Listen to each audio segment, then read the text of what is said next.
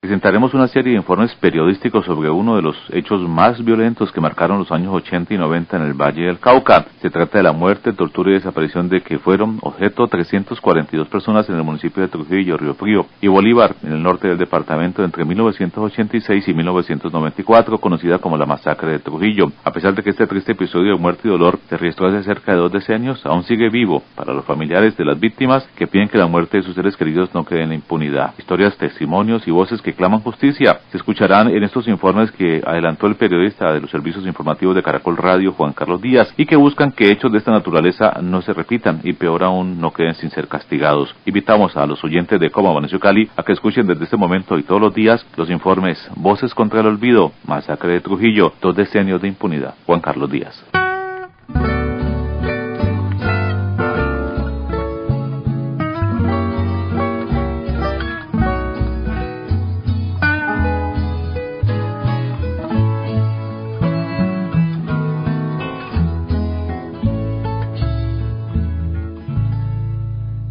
Me lo mataron. Fueron torturadas, lo sacaron a la fuerza y se lo llevaron. Se usaron sopletes de gasolina. Mi papá fue detenido desaparecido. Se usaron tenazas, un día cualquiera y no volvió. Se usaron martillos para infligirle sufrimiento. Desapareció en zona rural. Se usó la motosierra para descuartizarlas vivas. Esta masacre todavía no tiene condenado. Lo castraron, lo decapitaron, le quitaron sus extremidades, le fueron mutiladas sus orejas. Lo que les vengo a contar sucedió por aquí en Trujillo, cuando mataron a cientos a balas, sierra y cuchillo. Voces contra el olvido.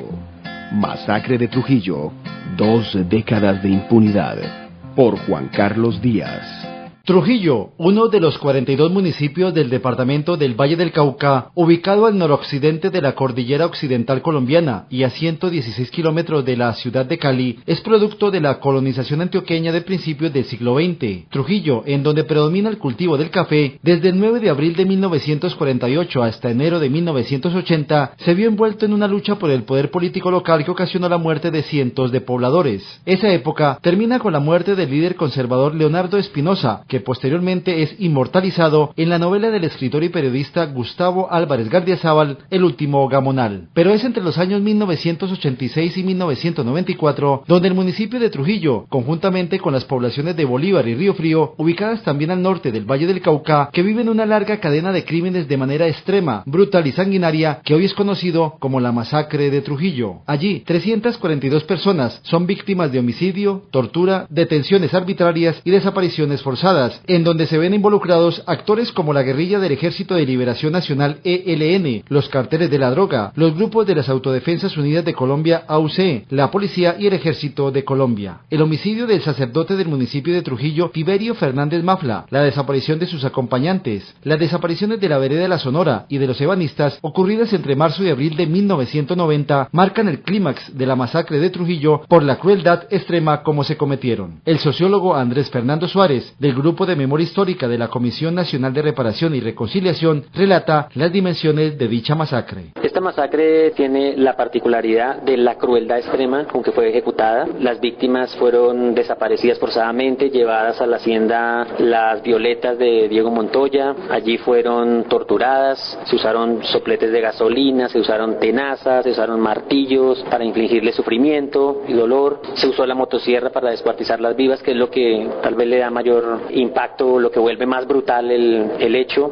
y todas fueron arrojadas a las aguas del río Cauca. Muchos de esos cuerpos no han sido recuperados, lo que hace que el dolor de las víctimas no se haya cerrado y siga ahí, no se pueda ni siquiera elaborar un duelo porque no hay un cuerpo, y el testimonio de lo que pasó pues sigue todavía siendo hiriente, porque además, sabiendo quiénes son los verdugos, no ha habido justicia. Se da sobre todo en el casco urbano de Trujillo, el corregimiento La Sonora, el corregimiento Andinápolis, el corregimiento Venecia, y en 2 otros municipios que son aledaños a Trujillo, que hasta ahora han estado un poco invisibilizados, que son el corregimiento Naranjal en Bolívar y el corregimiento Salónica en Río Frío. Hablemos de un caso específico del padre. ¿Cómo fue la forma en que fue asesinado? Sí, fue una muerte con mucho más exceso y mucha más más brutalidad de la que vivieron los desaparecidos de la Sonora, en la que el padre es llevado a la hacienda Villa Paola del Alacrán. Allí el Alacrán establece como una especie de mesa de ritual de sacrificio, y el padre es obligado a ver cómo todos sus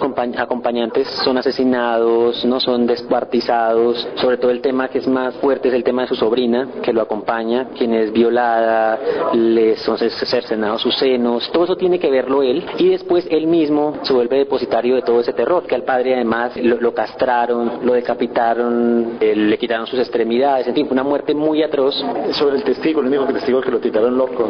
Sí, el testigo se llamaba Daniel Arcila Cardona. Él era un muchacho que ha sido reservista, que ha sido soldado del ejército, vivía en Pereira, un muchacho que llega a ser testigo muy circunstancial de los hechos, y su camino y su trasegar va a ser que él es el único que va a contar lo que pasó, y lo que va a vivir es una persecución permanente de toda la acción del aparato judicial orientada a desvirtuar el testimonio. Entonces, parte de declararlo loco, además de que todas las defensas asumieron que estaba loco, que no era posible que semejante cosa hubiese pasado, fue la lucha permanente de él, y el desenlace pues es todavía más diciente, porque él llega a Trujillo en mayo de 1991, es capturado ahí por la estructura criminal del Alacrán, llevado a Villa Paola, y otro testigo cuenta cómo él fue víctima de todo aquello que él vio, que contó, que narró, con un episodio adicional, muy simbólico, que es la descripción de que le fueron mutiladas sus orejas, y que una de esas orejas el Alacrán se la tiró a un perro para que se la comiera, otra se la comió él, una serie de episodios ya,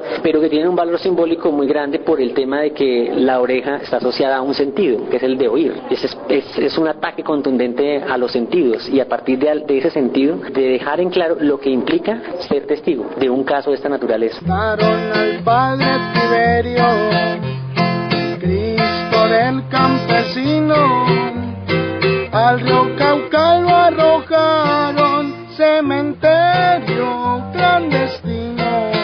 Igual que la masacre de Trujillo, que luego de casi 20 años de impunidad, son muchas las muertes selectivas en Colombia que aún siguen sin ser castigadas. Juan Carlos Díaz, ¿cómo amaneció Cali? Los hechos violentos que condensan el terror de la masacre de Trujillo entre 1986 y 1994, como desapariciones forzadas, torturas, homicidios selectivos, detenciones arbitrarias y masacres de carácter generalizado y sistemático, se gestan después de 2 marchas campesinas realizadas en 1989 y 1990 y quedan con la muerte del padre Tiberio Fernández Mafla cometida con sevicia. María Livia González, representante legal de la Asociación de Familiares de Víctimas de Trujillo, así como un campesino integrante de una de las cooperativas de trabajo que conformó el padre Tiberio Fernández Mafla, relatan así las causas de la masacre de Trujillo. Lo que pasa es que el padre Tiberio formó cooperativas y enseñó a los campesinos a que ellos mismos dependieran de ellos, no de los terratenientes. Entonces él formó cooperativas, les enseñó cómo trabajaran, cómo se podían defender, y debido a eso fueron